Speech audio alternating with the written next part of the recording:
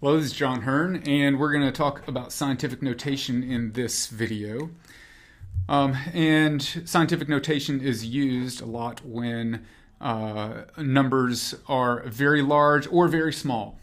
So just to give you a quick example, the speed of light is 3,000,000,000 meters per second. So this is 30 million meters per second. All right, so there's a lot of zeros here. So why would we want to have to write down all of those zeros every time we wanted to refer to the speed of light? There are other quantities that are even larger. So for example, a mole is 6.02, or 602, 1, 2, 3, 4, 5, 6, 7, 8, 9, 10, 11, 12, 13, 14, 15, 16, 17, 18, 19, 20, 21, 22, 23. All right, so this is a mole, which is a number that shows up in chemistry and sometimes in physics, but this is a mole, that's just a lot of zeros to write. So we can get around that by using scientific notation. And scientific notation just essentially moves the decimal point. So if we go back here to the speed of light and we want to move the decimal point 1, 2, 3, 4, 5, 6, 7. That's not the speed of light. There's another zero. This is why we use scientific notation. It's 300 million meters per second. Let's see. 8. So we got 1, 2, 3, 4, 5, 6, 7, 8.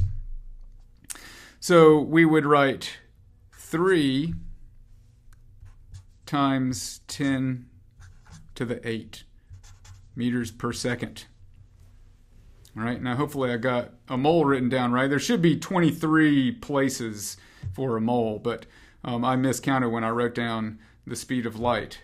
All right, so we can write this down as 3 times 10 to the 8. Now this is just normal algebra where this is 10 to the 8th power. So 10 to the 8th power is a 1 with 8 zeros past it.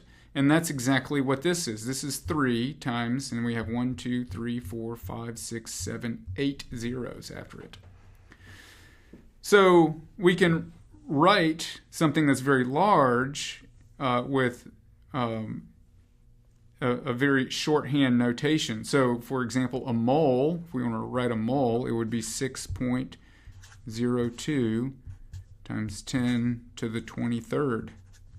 Because there would be 23, 10 to the 23. Now notice it's 6.02, so that's why there's 602 here. We'd be taking 6.02 and multiplying it by 10 to the 23. All right, now these are very large numbers. Let's just kind of see how this works, unpack it with a few smaller quantities, just so that you can see some examples. Okay, so let's take a look at 1.32 times 10 to the 3, all right?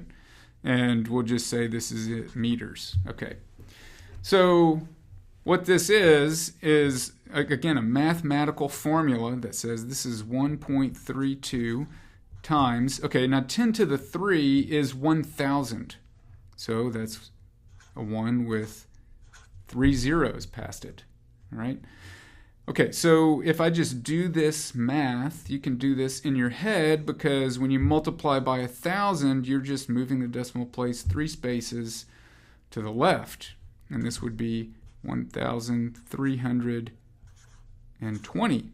And then let me carry my units down to meters. All right, so this is what scientific notation is doing. So if we work backwards, this one in particular is not any shorter to write it as scientific notation. Why would you write 1.32 times 10 to the 3 meters when you could just write 1,320? Well, you wouldn't. You would write it this way because this is a little bit clearer than this other way. with scientific notation. But this just illustrates what scientific notation is. All right. We can also go the other way. So we can do 1.32 times 10 to the minus 3 meters. So this means 10 to the minus 3 is 1 divided by 1,000. Okay, so this means I move the decimal place in the other direction. So if I have a minus 3, I'm going to move it to the left. All right, so I want to move the decimal 3 spaces. 1, 2, 3. I'm going to move the decimal here. So when I do that, I'm going to get 0.00132 meters. All right. So notice that the negative sign moves the decimal to the left. The positive exponent moves the decimal to the right. Okay. So we can either represent very large or very small numbers with scientific notation. And this shorthand notation is helpful, especially when you're dealing with either very large or very small quantities. The other thing that it helps you do is if you have a number, let's just say you've got a measurement that is 100 seconds. That's your measurement. And you know that this place and this place are significant. But as written, the 1 would be the only significant number. This would have one significant figure. How do I make that 0 significant? Well, we can use scientific notation, where we would, instead of writing 100, we would write 1.0 times 10. Okay, and think about it. What would I need to put as my exponent here? I need to move the decimal 2 spaces to the right to get back to the original quantity. So I would say 10 to the 2 seconds. Notice this number right here, a 1.0, has 2 significant figures. So I have made that 0 significant. So this is another reason why you might use scientific notation, is in order to make a 0 significant that would otherwise be interpreted as insignificant. All right, one last comment on scientific notation. That is the shorthand version. Okay, so let's just grab this 1.32 times 10 to the 3 meters. Okay. So on your calculator, if you look on your calculator, if you have the TI 36X Pro, you'll see that the scientific notation, you don't see a button that says times 10 raised to the, right? And so some students will write this out as 1.32 times, and then you'd say 10 raised to the 3. Okay, and you write it out like that.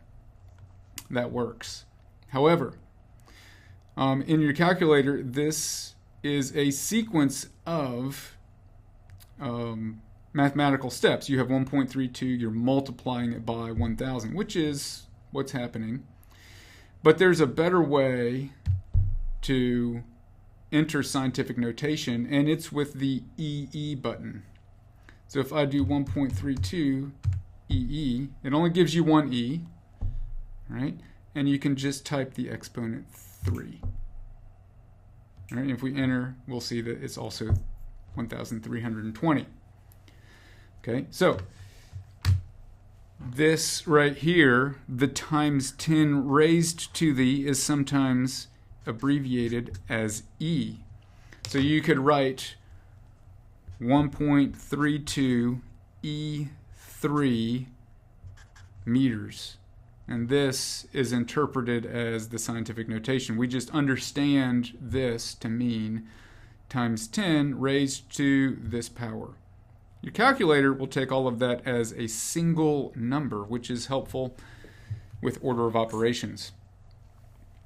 Here's another calculator. This is the TI 30XA, and it also has the EE button right here. So if I wanted to enter this in 1.32 E3. Now notice this one doesn't display an E in the on the screen, on the display, right? There is no E, it just puts the number up here. So it looks like it's 1.32 raised to the third power, but that's how these calculators are displaying what you're inputting. So if you hit enter, you will get 1,320. So the EE button is for scientific notation. Now you might wonder, why is it not SN or something like that?